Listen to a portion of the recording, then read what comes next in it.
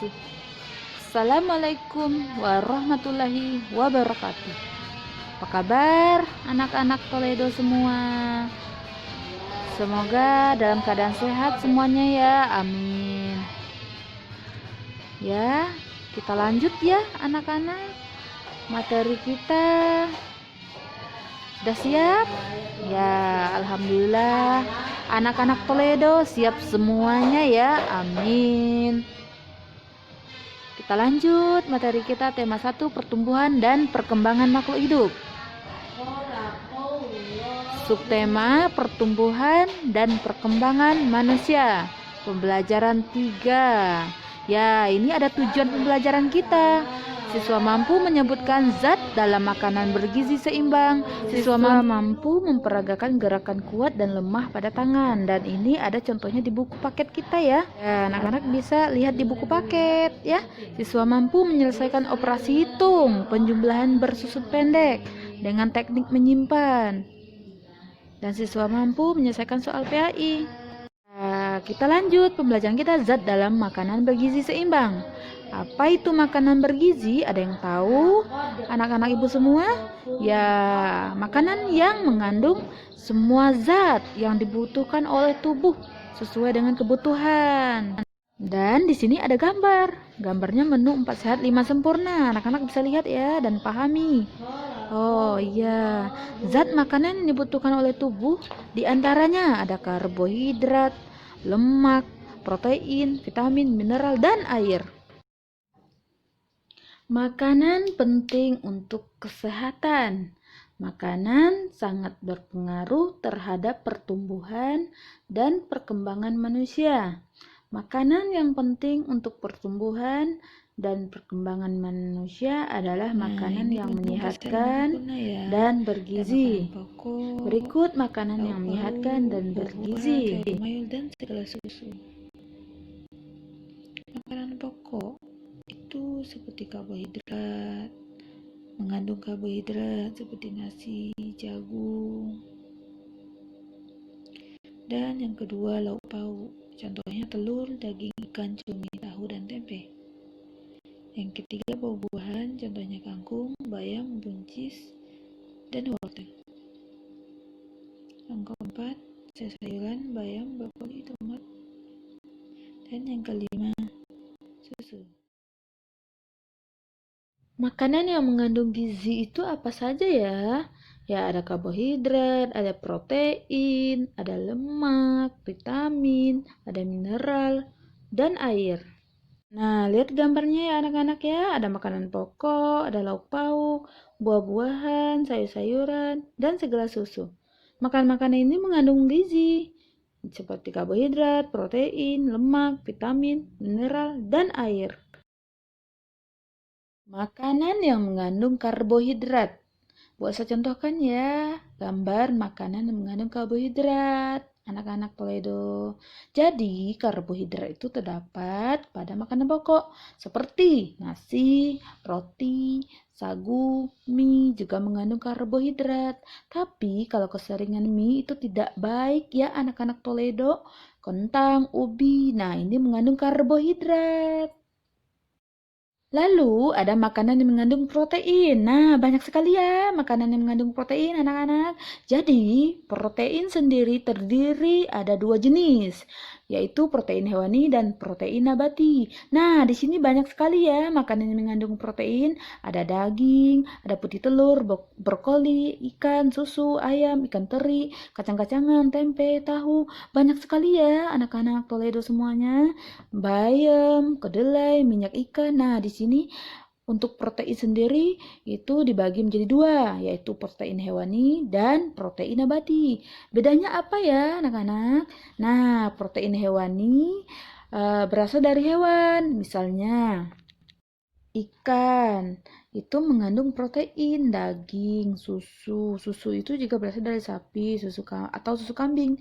Keju itu juga berasal dari susu ya anak-anak, yang diolah menjadi keju. Lalu telur dari ayam. Nah, itu termasuk protein hewani. Sedangkan Protein nabati adalah protein yang berasal dari tumbuh-tumbuhan. Contohnya ada brokoli. Brokoli ya anak-anak, itu dari tumbuhan. Tempe itu dari kedelai. Tahu dari kedelai. Lalu ada bayam, kenari, kacang-kacangan. Itu mengandung protein nabati. Dan dua protein ini sangat penting bagi kita semua untuk dikonsumsi ya. Makanan yang mengandung vitamin. Nah, vitamin banyak terdapat pada sayur-sayuran dan buah-buahan. Vitamin itu macam-macamnya, ada A, B, C, D, E, dan K. Nah, kita lihat dulu ini makanan yang mengandung vitamin A. Bagus buat mata ya anak-anak. Kesehatan mata kita sangat bagus jika kita makan makanan yang mengandung vitamin A seperti wortel, tomat, mangga, apel, pepaya, susu, hati, pisang, dan sebagainya. Lalu ada yang mengandung vitamin B. Nah, vitamin B itu ada B1 sampai B12. Ini contoh-contoh makanan yang mengandung vitamin B ya, anak-anak. Ada brokoli, jamur, alpukat. Ya, banyak sekali ya anak-anak yang mengandung vitamin B. Ada udang, ada ayam, daging ya. Lalu ada yang mengandung vitamin C. Ini bagus untuk kesehatan mulut kita ya. Ini vitamin C ini mencegah penyakit sariawan ya anak-anak. Bagus pokoknya mengkonsumsi vitamin C ini untuk daya tahan tubuh juga bagus. Ada jambu, mangga, pepaya, brokoli, kiwi, paprika, jeruk, tomat, stroberi. Nah, ini mengandung vitamin C ya.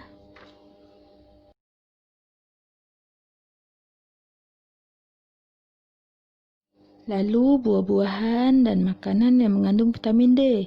Nah, ini ada udang, tuna, makarel, kuning telur. Ini termasuk ke dalam hewan ya, yang mengandung vitamin D. Kalau untuk sayurannya, jamur ya anak-anak. Nah, ini mengandung vitamin D, sereal, ikan salmon. Lalu ada satu lagi anak-anak yang sangat gampang kita peroleh vitamin D, yaitu sinar matahari pagi. Di antaranya jam 7 sampai jam 9 anak-anak berjemur. Yaitu sinar mataharinya mengandung vitamin D yang sangat bagus untuk pertumbuhan tulang kita.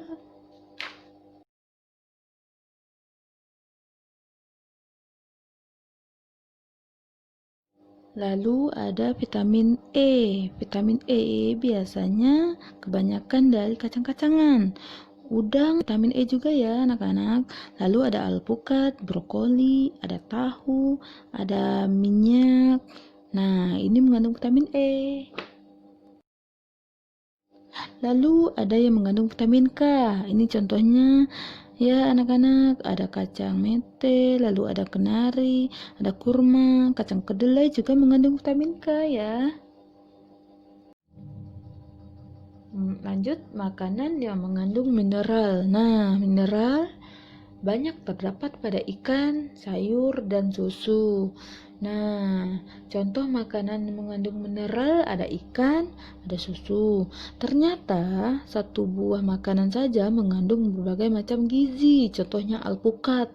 Alpukat tadi mengandung vitamin, juga mengandung mineral, juga mengandung lemak juga. Ternyata satu makanan itu banyak sekali gizinya ya, anak-anak. Jagalah makanan yang kita makan agar selalu bersih dan menyehatkan. Makanan yang bersih, menyehatkan, bergizi akan membantu pertumbuhan dan perkembangan manusia dengan baik. Jadi, kalau anak-anak makan makanan yang bersih, yang menyehatkan, yang bergizi, otomatis pertumbuhan anak-anak ibu juga baik. Berbeda kalau kita makan makanan yang tidak bergizi. Itu malah akan mengganggu pertumbuhan dan perkembangan kita. Buah-buahan dapat kita temui dengan mudah di pasar.